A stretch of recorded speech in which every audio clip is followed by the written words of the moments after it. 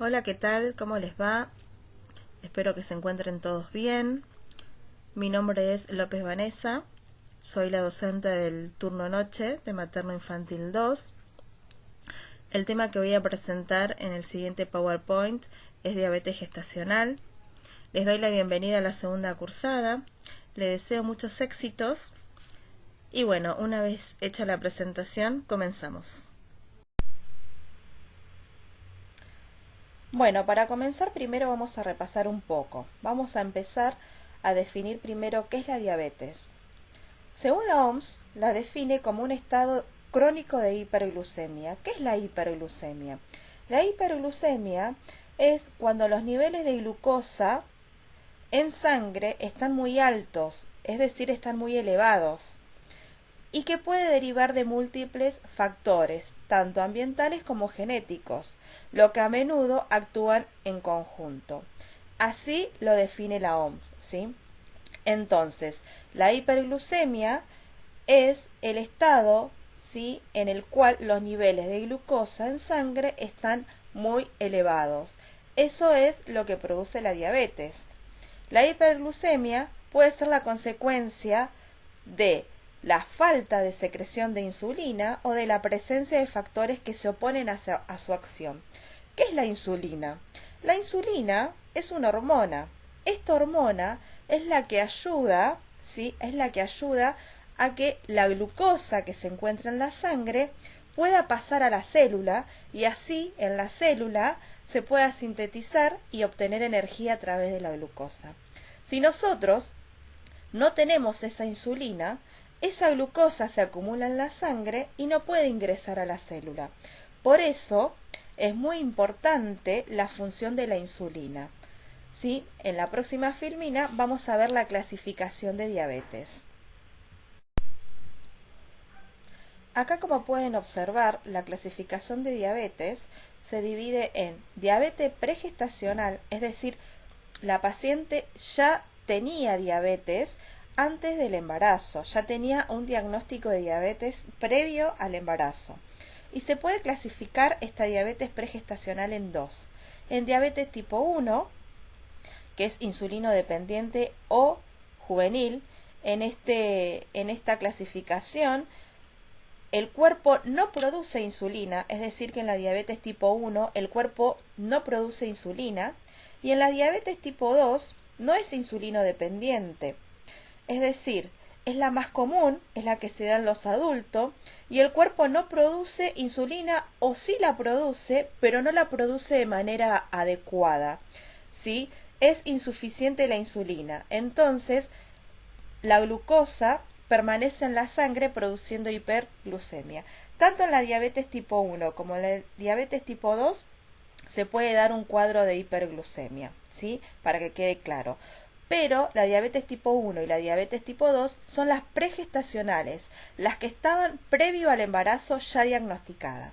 Y luego tenemos la diabetes gestacional, que se diagnostican en aquellas pacientes que no tenían, ¿sí?, un diagnóstico de diabetes previo al embarazo. Es decir, que se la detectan durante el embarazo. Es la que inicia o se pesquisa por primera vez durante la gestación. Como dijimos, la diabetes gestacional es la presencia de glucemia alta durante el embarazo en mujeres que antes de la gestación no tenían diabetes, es decir, no tenían un diagnóstico de diabetes. Y se ha definido a este diabetes gestacional como la disminución de la tolerancia a los hidratos de carbono. Cuando hablamos de hidrato de carbono, hablamos de glucosa, y que puede ser de severidad y de evolución variable. Y volvemos a repetir lo mismo. Cuando decimos diabetes gestacional, es la que se reconoce por primera vez durante la gestación, es decir, que previamente no estaba diagnosticada. Con respecto a la fisiopatología, es decir, cómo se desencadena esta patología durante el embarazo, vamos a nombrar a la placenta. Como ustedes vieron en el primer cuatrimestre, la placenta tiene muchas funciones durante la gestación. Conecta al bebé con el suministro de sangre materno y le otorga sangre rica en oxígeno y nutrientes para que el bebé pueda crecer de manera óptima, pero también actúa como un órgano endocrino, es decir, que produce niveles altos de hormonas. Estas hormonas, lo que sucede es que inhiben la acción de la insulina en las células, lo que eleva el nivel de glucosa en sangre. Es decir, que al inhibir la acción de la insulina, la madre no puede sintetizar de manera correcta la glucosa y se le acumula en la sangre. Entonces, a medida que el bebé crece, la placenta produce cada vez más hormonas que contrarrestan la acción de la insulina. Ahí es donde se produce la hiperglucemia, donde se puede diagnosticar la diabetes gestacional. Las hormonas de la placenta provocan un incremento de la glucosa en sangre hasta un nivel que puede afectar el crecimiento y el bienestar del feto. Es decir, que a medida que estas hormonas van inhibiendo la acción de la insulina, lo que sucede es que la glucosa se va acumulando en la sangre materna y puede provocar, es decir, puede afectar tanto el crecimiento como el bienestar del feto dentro de la panza. Por lo general, la diabetes gestacional se manifiesta durante la última mitad del embarazo, ¿sí? Es decir, a partir de la semana 20. Pero normalmente sucede más adelante, 20, 24, ¿sí? A partir de la semana 24, pero a nivel de la semana 20 es donde se comienza este incremento, ¿sí? de estas hormonas que van inhibiendo la acción de la insulina materna y lo que va produciendo esta acumulación de glucosa y que puede provocar una hiperglucemia con complicaciones que van de leve a severa, ¿sí?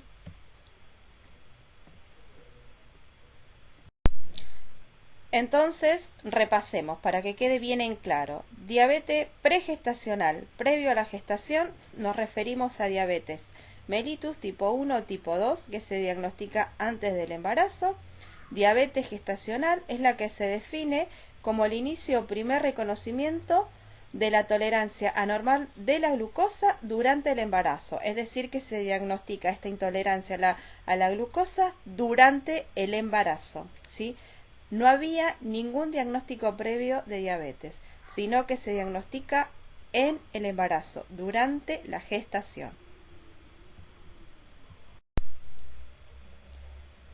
¿Cuáles son los criterios de diagnóstico? ¿Cuándo se confirma el diagnóstico de diabetes gestacional? Se confirman las siguientes situaciones. Cuando le tomamos la glucemia a la paciente y obtenemos 2 glucemias en ayuno mayor o igual a miligramos por decilitro. Es decir, le tomamos y nos da mayor a 100 miligramos por decilitro, luego al otro día le volvemos a tomar y nos vuelve a dar el mismo valor, a 100 o mayor miligramos por decilitro, o cuando obtenemos una glucemia mayor o igual a 140 miligramos por decilitro a las 2 horas en una prueba de tolerancia a la glucosa oral, que se efectúa con 75 gramos de glucosa. Más adelante voy a explicar en qué consiste esta prueba a la tolerancia oral de glucosa. Entonces, pasamos en limpio. Cuando tenemos 2 glucemias en ayuno de mayor o igual a 100 miligramos por decilitro, y cuando tenemos una glucemia, luego de hacerle la prueba de tolerancia oral a la glucosa, tenemos una glucemia igual o mayor a 140 miligramos por decilitro a las 2 horas, ¿sí? Esos son los criterios de diagnóstico para confirmar que la paciente tiene diabetes gestacional.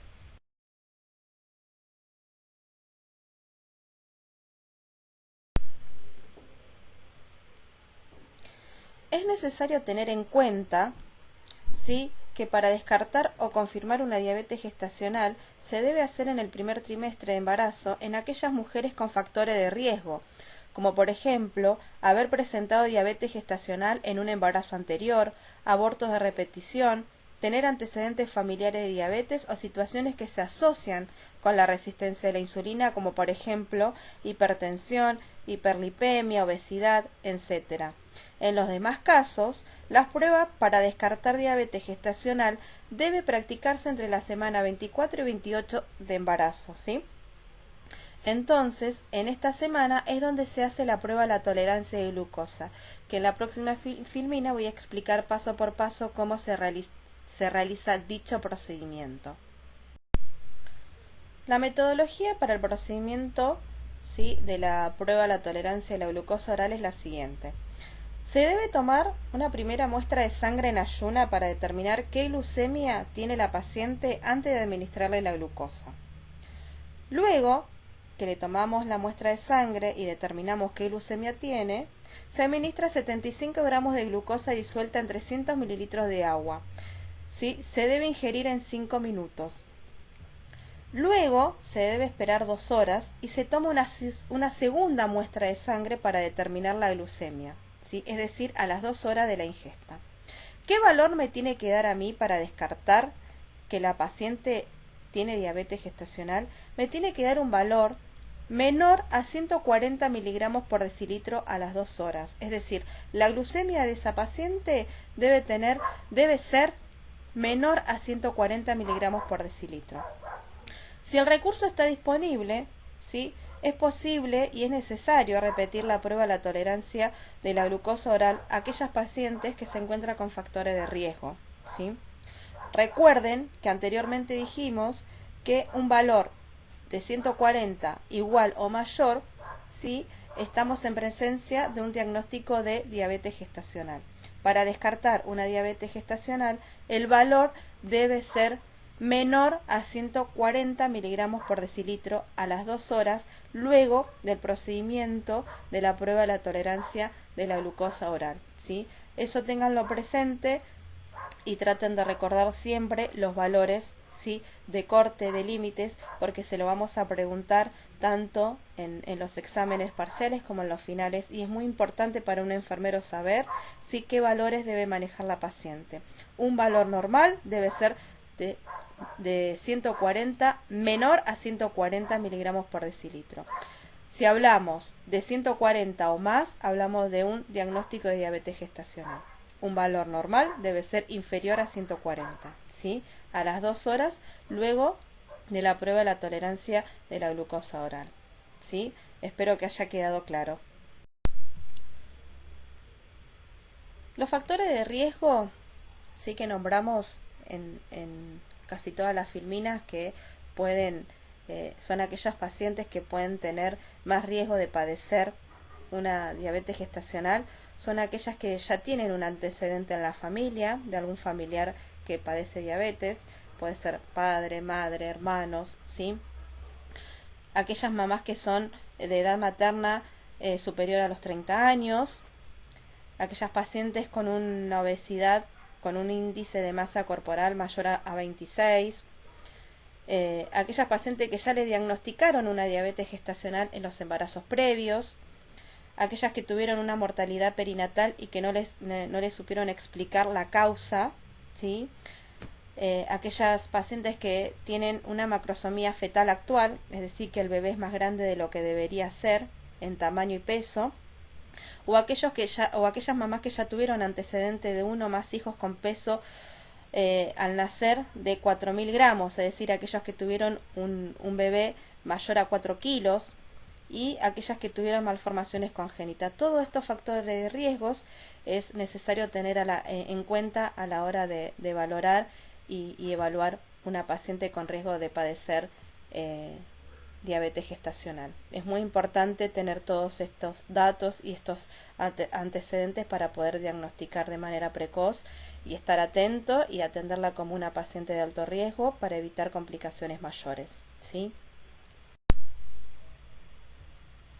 Los síntomas que puede tener una paciente que está cursando una diabetes gestacional puede ser irritabilidad, puede presentar hambre, sudoración, nerviosismo, debilidad, mareo, cefalea, palidez, piel caliente o muy fría, respiración profunda, visión borrosa, fatiga, infecciones frecuentes, entre ellas de vejiga, vagina y piel, aumento de la sed, incremento de la micción, náuseas y vómitos, pérdida de peso a pesar de tener un aumento de apetito. Lo primero que nota en una paciente, que se nota con una paciente con diabetes, es que tiene mucha sed, ¿sí? Porque también tengan en cuenta que está con micción frecuente, entonces al tener mucha orina, también la pérdida de líquido le ocasiona tener un aumento de la sed, ¿sí? El azúcar que se pierde por la orina, ¿sí?, hace que se produzca mucha orina para poder eliminarla. Y además suele tener hambre. ¿Por qué suele tener hambre? ¿Sí? Y suele tener esta fatiga y esta debilidad. Porque acuérdense que la glucosa, recuerden, es la que le otorga energía a la célula, y si la célula no puede sintetizar la glucosa, o sea, no le llega esa glucosa a la célula no puede obtener energía, y esta glucosa se está acumulando en la sangre, por lo tanto no llega a su destino final, que es la célula, y no obtiene energía. Entonces esa paciente se va a ver debilitada, se va a ver con fatiga, ¿sí? Y a largo plazo la enfermedad, cuando no se pueda controlar bien la glucemia, hasta puede producir alteraciones en los vasos sanguíneos, en los capilares, puede afectar al riñón, puede afectar a la retina, lo que favorece es que aparezcan también otros problemas como la arteriosclerosis y la nefropatía, ¿sí? Existen muchas causas diversas que aumentan el riesgo de padecer una diabetes gestacional. Por eso, como dijimos, es muy importante conocer los antecedentes, ¿sí?, para poder realizar los controles oportunos, y evitar complicaciones. ¿Cómo influye la diabetes en el embarazo, el parto y el niño? Cuando hablamos de niño, hablamos de recién nacido. Puede ocasionar macrosomía fetal, es decir, un exceso de peso al nacer, un peso mayor a 4 kilogramos. Cuando hablamos de macrosomía fetal, hablamos de un peso mayor a 4 kilogramos del recién nacido. El exceso de glucosa en la sangre atraviesa la placenta y desencadena que el páncreas del bebé genere más insulina. Es decir, que esa glucosa, ¿sí?, ese exceso de glucosa que tiene la madre en la sangre, se lo traspasa a través de la placenta al bebé, y esto también genera un incremento de la función pancreática del bebé dentro de la panza. Al mismo modo, esto puede hacer que el bebé crezca demasiado grande, es decir, que produzca una macrosomía. Los bebés muy grandes, que pesan más de 4 kilogramos, son más propensos a tener dificultades para encajar en el canal de parto. ¿Qué quiere decir eso? Que son más propensos a tener traumatismo craneanos con secuelas neurológicas, hemorragias meningias por fragilidad vascular. También pueden tener lesiones como fracturas de clavícula, distocia de hombros, que es la eventualidad más común cuando el parto es por vía natural, ¿sí? Entonces, cuando no es diagnosticada una diabetes gestacional o no es reconocida y tratada adecuadamente, puede elevar la incidencia de mortalidad perinatal. Por eso es muy importante tener un diagnóstico preciso, y tener los antecedentes de la madre, de la gestante, para poder reconocer, en el caso de que esté padeciendo una diabetes gestacional, y tratarla de manera adecuada para poder evitar todas estas complicaciones en tiempo y en forma, en lo que sea posible, ¿no? En tiempo y en forma, ¿sí? Miren qué importante que es diagnosticar de manera precoz una diabetes gestacional, lo importante que es los controles durante el embarazo para poder tratar adecuadamente, ¿sí? Porque una diabetes gestacional no tratada puede elevar la incidencia de mortalidad perinatal. Las complicaciones en el parto y el embarazo puede provocar un aumento en la mortalidad perinatal, como bien dijimos recién. Intervenciones quirúrgicas en el parto. ¿Por qué? Porque al ser un bebé macrosómico, se va a dificultar el paso en el canal de parto y se va a intervenir con una cesárea para provocar el parto, ya que de manera natural no se va a poder llevar a cabo. Puede que sea un parto traumático en caso de que lo sea de manera natural. De caso de que lo sea de un parto natural, puede provocar desgarros perinatales, polidramnios, preeclampsia, parto pretérmino, hipoglucemia, hipocalcemia y dificultad respiratoria. Todas estas complicaciones pueden desencadenar en el momento del parto y en el momento del embarazo. para que nos quede claro, vamos a definir a qué nos referimos con macrosomía fetal. La macrosomía fetal es definida como un peso al nacer superior a los 4.000 gramos, es decir, un peso superior a los 4 kilogramos.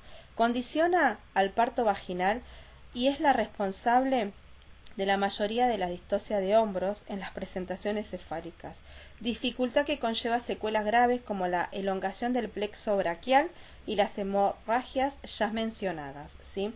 Para que nos quede claro, lo pasamos en limpio a qué nos referimos con macrosomía fetal.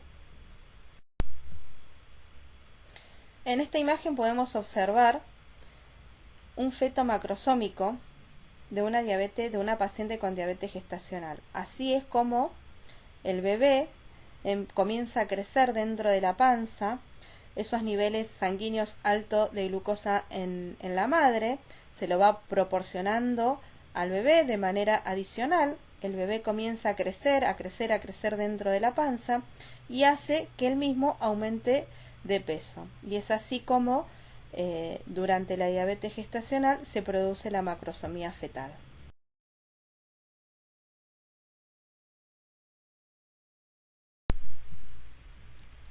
En el tratamiento de la diabetes gestacional, el objetivo fundamental es lograr la normoglucemia, es decir, mantener los valores de glucosa en sangre dentro de los rangos normales. El tratamiento de la diabetes gestacional debe incluir lo siguiente: cambios en el estilo de vida, es decir, en la alimentación, actividad física, control de la glucosa sanguínea, esto incluye el monitoreo glucémico diario, alimentación sana que debe ir acompañada de actividad física regular y en caso de que lo requiera, medicamentos. Cuando hablamos de medicamentos hablamos de la insulina. ¿Recuerdan que al principio dijimos que la insulina era la hormona encargada de regular la glucosa en sangre?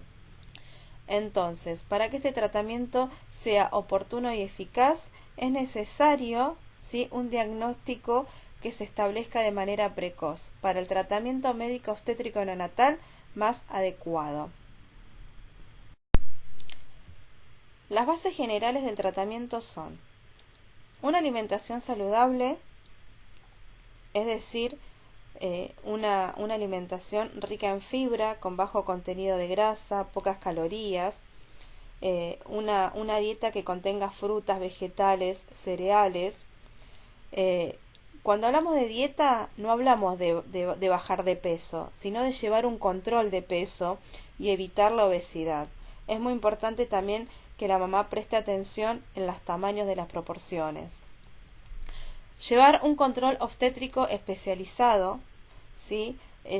Cuando hablamos especializado es tratar de realizar estudios para el bienestar fetal, para llevar un control de cómo va creciendo ese bebé dentro de la panza, qué es lo que le está sucediendo, cómo le está afectando, si está creciendo de manera óptima, ¿sí? Insulinoterapia cuando corresponda. Recuerden que la insulinoterapia no se le otorga a todas las mamás con diabetes gestacional, solo en caso de que lo requieran. El autocontrol y la educación es muy importante, es una de las bases del tratamiento muy importante porque es lo que nos va a permitir poder actuar de manera rápida, ¿sí?, y oportuna en caso de que haya alguna complicación. Por eso, detectar tempranamente una hiperglucemia con un autocontrol, con un monitoreo glucémico y educar a la mamá sobre la importancia del autocontrol y el monitoreo glucémico diario es súper importante. Cuando hablamos antes de terminar, ¿sí?, cuando hablamos de alimentación y dieta, también se debe tener en cuenta los recursos que cuenta la mamá, porque a veces no todas las mamás pueden llevar a cabo una dieta saludable ricas en fibra, con vegetales y cereales. A veces tratar de charlar con la mamá, informar en qué situación se encuentra la mamá, cuáles son las condiciones y cuáles son los recursos que tiene la mamá. Y en base a eso poder otorgarle, digamos, la mejor recomendación. Y por último, la actividad física. Los ejercicios físicos tienen efectos hipoglucemiantes, es decir, que ayuda a mantener la glucosa dentro de los valores normales y a evitar la hiperglucemia. Todos estos ítems son las bases generales del tratamiento: alimentación, control, insulinoterapia si lo requiere, autocontrol y educación, actividad física. Como nombramos, la nutrición y la alimentación es la base del tratamiento de la diabetes gestacional. Lo ideal sería que toda embarazada que esté padeciendo una diabetes gestacional pueda recibir un plan de alimentación de acuerdo con su estado nutricional y actividad física, con el objetivo de evitar el incremento desproporcionado de su peso. Pero recuerden que esta nutrición y esta alimentación saludable se debe amoldar a la situación y a los recursos que tenga cada mamá. ¿Por qué es importante que una paciente con diabetes gestacional realice actividad física? Porque el ejercicio disminuye el nivel de glucosa en sangre y estimula al organismo para que la glucosa vaya hacia la célula, donde es utilizada para producir energía. Es decir, el ejercicio favorece el traspaso de la glucosa a la célula y evita que se acumule en la sangre.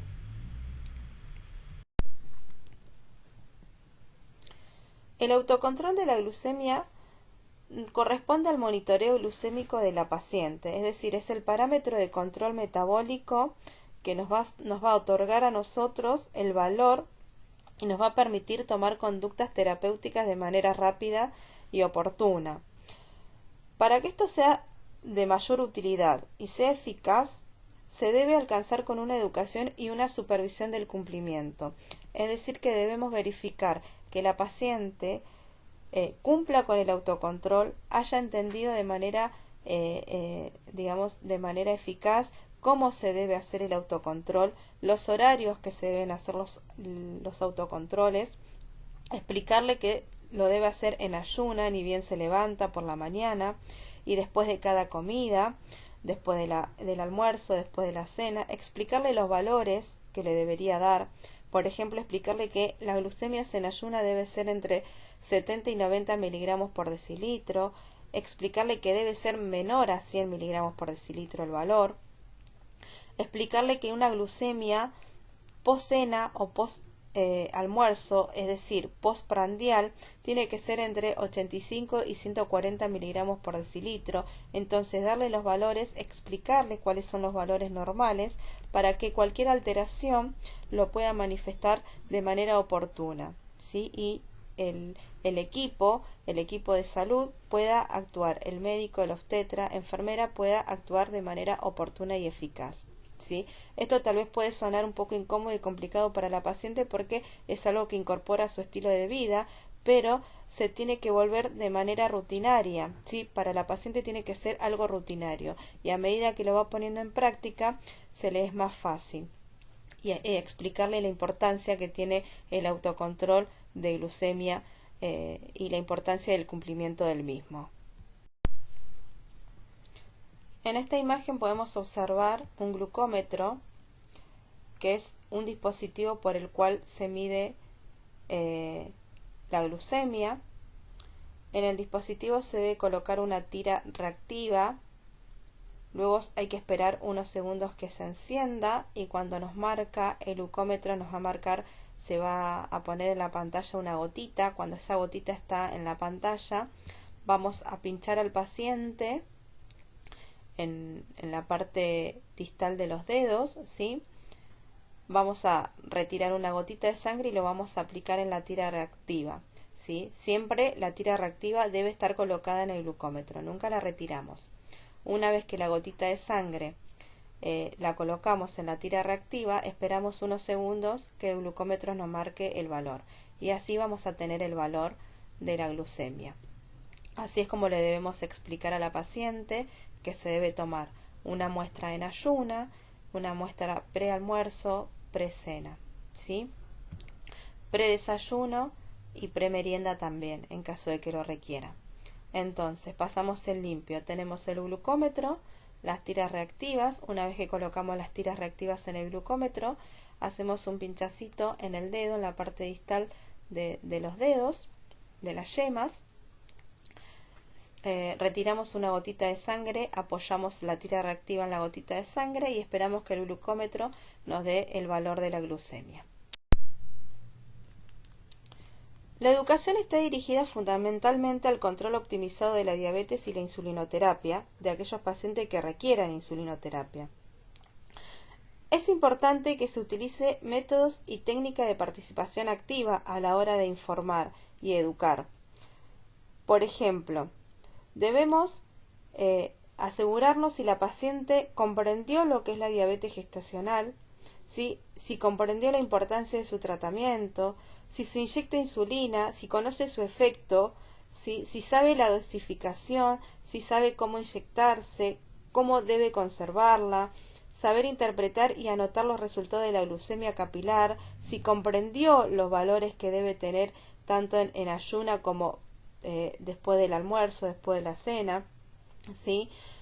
Si sabe cómo actuar en situaciones de complicaciones, si sabe cómo acudir al equipo médico, cuándo y dónde, si integró en el tratamiento a su vida cotidiana hábitos saludables, horarios, actividad física, si conoce la importancia de los controles periódicos de su equipo médico y de los diferentes especialistas, y bueno, y todo el tiempo tratar de ver qué es lo que se entendió, qué es lo que se comprendió y tratar de reforzar con información y educación todos estos pilares que nombramos, todas estas bases del tratamiento para que el mismo sea de manera oportuna y eficaz y evitar complicaciones. Además, se deberá adecuar acerca de la importancia del diagnóstico prenatal y de la importancia de los controles obstétricos, de la terminación del embarazo y de las particulares del recién nacido. Es decir, que también se debe informar sobre las complicaciones que puede tener el recién nacido y sobre la importancia de los controles obstétricos. La información y la educación es muy importante en estas pacientes, ya que debemos aprovechar al máximo el tiempo de entrevista y el tiempo de control y de contacto que tenemos con estas pacientes para saber si logró la comprensión, porque una comprensión y un cumplimiento y un seguimiento eficaz va a lograr llevar a cabo el objetivo del tratamiento que se pone en marcha con una paciente con diabetes gestacional. El trabajo en conjunto, paciente, enfermero, paciente obstetra, es fundamental. Cuando las bases del tratamiento que nombramos anteriormente no es suficiente, se le comenzará insulinoterapia a la paciente. Obviamente, como dijimos, solo si es en caso necesario. Recuerden que la insulina es una hormona que segrega el páncreas para regular la glucosa en sangre. Actualmente, todas las insulinas son producidas por bioingeniería, ¿sí? Aquellas insulinas que se van a aplicar de manera exógena, las pacientes, son producidas por bioingeniería y se denominan insulina humana. Comienzan y terminan su acción más precozmente que la de origen animal, es decir, que su acción es más rápida que la de origen animal. El cálculo de la dosis total es una relación entre el peso corporal de la paciente y la edad gestacional, ¿sí? Los hipoglucemiantes están contraindicados en todas las etapas del embarazo. En esta imagen podemos observar la presentación de la insulina. Tenemos una insulina NPH, que es la insulina de acción intermedia, ¿sí? Que es la insulina humana, es la que tiene la van a identificar porque es de color verde. El color también no es transparente, sino que es un color blanquecino lechoso. Después tenemos la insulina corriente o cristalina, que es la insulina de acción rápida, que es la de color naranja, que se va a identificar con la R, y el color va a ser transparente cristalino, ¿sí? Entonces, la que más se va a utilizar va a ser la insulina, la que se va a utilizar en la insulinoterapia va a ser la de acción rápida, que es la que tiene la R, ¿sí? Se va a identificar por la inicial y por el color también, que es cristalino transparente. Estas son las presentaciones de la insulina. Las dos presentaciones que ustedes van a poder observar, que es la de intermedia la insulina humana, NPH, y la insulina humana rápida, cristalina, ¿sí? De acción rápida. Como bien dice la filmina, los sitios de inyección van a ser recomendados dependiendo qué insulina voy a aplicar. Por ejemplo, en las nalgas, en la parte superior y externa, es el lugar más recomendado para utilizar la insulina de acción lenta. Recuerden, ¿se acuerdan la insulina NPH que dijimos que era una intermedia? Donde la insulina se absorbe más despacio y más lenta. En los muslos, en zona anterior y lateroexterna, para insulina de acción lenta, también una NPH que es de acción intermedia. En cambio, en los brazos, en la zona externa superior de los brazos, ¿sí? Se puede utilizar la insulina de acción rápida, es decir, en la zona del deltoides. El abdomen también se puede colocar insulinas de acción rápida, es el lugar donde la insulina se absorbe más rápidamente. Entonces podemos utilizar la insulina rápida porque también tenemos que ir intercalando los lugares de inserción. Podemos colocar la insulina rápida en brazos y abdomen, que es donde se absorbe más rápidamente la insulina de acción rápida, ¿sí? ¿Cuáles son los criterios de hospitalización de una paciente con diabetes gestacional? Se puede plantear la hospitalización según los siguientes criterios. Por ejemplo, después de la primera consulta para evaluación y realizar un ajuste metabólico, ya sea porque comience una insulinoterapia y requiera una educación y una información. Es decir, una vez que se le hace la pesquisa y se le detecta una diabetes gestacional, se la puede hospitalizar. ¿Para qué? Para realizar un ajuste metabólico, es decir, comenzar con un tratamiento farmacológico en caso de que lo requiera, poder informar y asegurarnos el cumplimiento y la comprensión del mismo, es decir, asegurarnos de que el tratamiento se haya entendido, se haya comprendido y que la paciente pueda irse a su casa con el fin de cumplir dicho tratamiento de manera eficaz, ¿sí? También por intercurrencias o complicaciones que puedan producir desajustes metabólicos que aumenta el riesgo obstétrico, es decir, por aquellas intercurrencias como hiperglucemia o hipoglucemia, ¿sí? De manera brusca. La hospitalización como parte del tratamiento de pacientes negligente o con graves problemas socioeconómicos, con un mal pronóstico metabólico. A esto se refieren aquellas pacientes que son de bajo recurso, ¿sí? que tienen un ingreso socioeconómico bajo y que sabemos que en el hogar no van a poder cumplir con el tratamiento, ni con la dieta, ni mucho menos con la medicación en caso de que lo requiera. Entonces, al no cumplir con el tratamiento, las complicaciones pueden ser muy graves y con mal pronóstico metabólico. Entonces, esas pacientes con bajo recurso necesitan una hospitalización para realizarle un seguimiento y un cumplimiento del tratamiento, ¿sí? En este caso durante la internación, para otorgarle el tratamiento de manera oportuna y eficaz, ya que en su hogar no lo van a poder realizar. Obviamente que siempre es recomendable evitar la hospitalización prolongada y alejamiento del grupo familiar. Siempre se trata de que la hospitalización sea el menor tiempo posible. Como dijimos al principio de la clase, una gestante con diabetes gestacional tiene altas chances de realizar un parto por cesárea. Este está indicado en la siguiente circunstancia. Por ejemplo, en gestantes con control metabólico difícil, es decir, aquellas pacientes que tienen hiperglucemia y tienen un difícil control para regular la glucemia, la glucosa en sangre. Gestantes portadoras de fetos macrosómicos, aquellas gestantes que tienen un feto mayor a 4.000 kilogramos. Recuerden todo lo que conllevaba tener un parto natural de un bebé macrosómico, ¿sí? Las distocias que se podía producir en el canal de parto, distocia de hombro, fractura de clavícula. Recuerden aquellos desgarros que le podía producir a la mamá, todas aquellas complicaciones que nombramos al principio que podía contraer un feto macrosómico en el canal de parto por vía natural. Gestantes con antecedentes de fetos muertos, aquellas pacientes que ya tuvieron antecedentes de otros fetos muertos perinatal, no se le realiza un parto natural, sino que se le programa una cesárea. Gestante con alteraciones significativas de la salud fetal, es aquellas pacientes que a la hora de realizar un monitoreo fetal se detectan complicaciones en la salud del feto, entonces no se lo va a exponer al feto a un sufrimiento fetal, no se lo va a exponer a un feto a un parto natural, sino que se va a programar una operación cesárea. ¿Sí?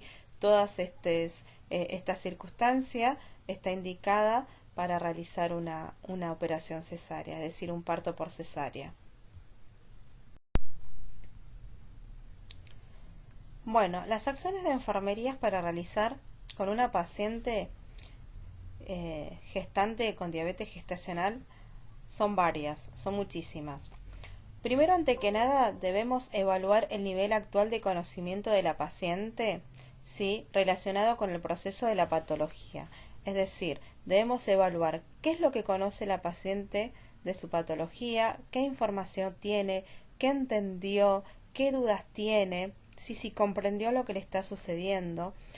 Una vez que tenemos un panorama de cómo, ¿sí?, la paciente entendió y comprendió el proceso, ¿sí?, de esa patología que está padeciendo, podemos iniciar con todas esas acciones de enfermería que venimos hablando durante toda la clase. Por ejemplo, dijimos que una de las bases del tratamiento es promover el ejercicio e informar los propósitos y beneficios del mismo. Promover una adecuada nutrición y adaptar una dieta teniendo en cuenta el nivel socioeconómico. Muy importante que tengan en cuenta el nivel socioeconómico, como les repetí hace un ratito. Tratar de adecuar una dieta acorde a los ingresos de la paciente, acorde a los recursos, ¿sí?, que sea de manera más eficaz, pero que sea acorde a los ingresos y recursos socioeconómicos de la paciente. Educación a la gestante y familia sobre la adecuada administración de la insulina. Informarle qué es la insulina, cuándo se debe aplicar, en dónde se debe aplicar, cuáles son los valores que le debe dar cuando se haga el monitoreo glucémico, qué valores le debe dar en ayuna, qué valores le debe dar post almuerzo, post cena, post merienda. Y también informarle sobre aquellas complicaciones que puede tener para que esté alerta y pueda actuar de manera oportuna y rápida. Instruir a la paciente sobre los efectos adversos de la medicación, cuáles son aquellos efectos adversos que puede tener la medicación.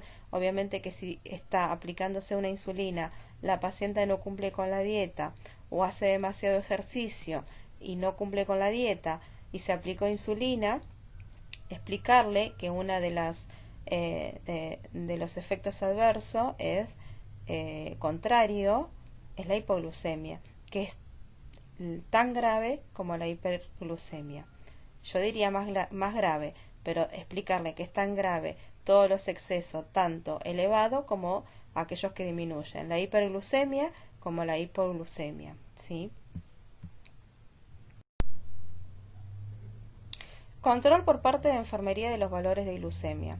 Es decir, informarle a la mamá que los valores que le brinda el control diario, el autocontrol que ella se realiza, lo anote en una libreta, en una hoja, entonces luego enfermería pueda valorar esos controles, esos valores y pueda llevar un control de esa curva de glucemia, de esos valores. Educación de autocontrol de glucemia, siempre informarle la importancia y el cumplimiento del autocontrol de glucemia que se debe monitorizar a la mañana, pre-almuerzo, merienda y precena, la importancia que tiene el autocontrol de glucemia. Ayudar a la paciente a interpretar los valores de glucemia, como bien dijimos, decirle cuáles son los valores de referencia, cuándo debe acudir al médico, cuándo debe avisar, cuándo debe estar atenta, cuándo cuándo es normal, cuáles son los valores de referencia, cuándo está alto, cuándo está bajo. Observar en cada control si hay signos de hiperglucemia, muy importante, ¿sí? Los signos de hiperglucemia es poliuria, poliuria es aumento de orina, polidipsia es el aumento de sed, o sea, la paciente tiene mucha sed. ¿Por qué va a tener mucha sed? Porque si va muchas veces al baño y tiene mucha diuresis y muchas ganas de hacer pis, sí, también esa eliminación le va a producir en el organismo falta de líquido y le va a dar más sed. Polifagia le va a dar hambre. Polifagia es el aumento de hambre, malestar, cefalea y puede ser visión borrosa. Cuando hablamos de cefalea y visión borrosa ya estamos hablando de un cuadro más grave, de una hiperglucemia ya casi severa en el cual está comprometida, digamos, la parte nerviosa, porque ya visión borrosa y cefalea estamos hablando de algo neurológico. Instruir a la paciente en el reconocimiento de los posibles signos y síntomas de hiperglucemia e hipoglucemia, es decir, no esperar a una descompensación, sino que la paciente esté atenta a esos signos y síntomas, ¿sí?, de hiperglucemia o hipoglucemia, pero sin esperar la descompensación total, sino que esté atenta a los primeros signos y síntomas de hiperglucemia. Por ejemplo, poliuria, cuando tiene muchas ganas de hacer pis, polifagia, cuando tiene mucha hambre, cuando está sudorosa, sí, hipoglucemia, por ejemplo, cuando está cansada, cuando se siente un poco mareada. Entonces, darle todos esos datos para que la paciente se pueda manejar en su hogar y ante cualquier duda y ante cualquier complicación pueda acudir de manera rápida a cualquier centro de salud.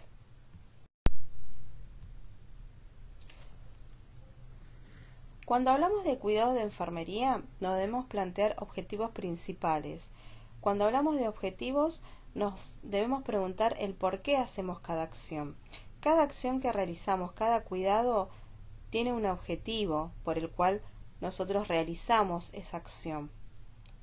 Como dijimos, uno de los objetivos principales es tratar de identificar a mujeres con riesgo de diabetes para suministrarle cuidados perinatales adecuados, es decir, se debe realizar una pesquisa y detectar de manera oportuna para iniciar rápidamente un tratamiento y brindarle la información necesaria para esos cuidados perinatales adecuados y evitar complicaciones.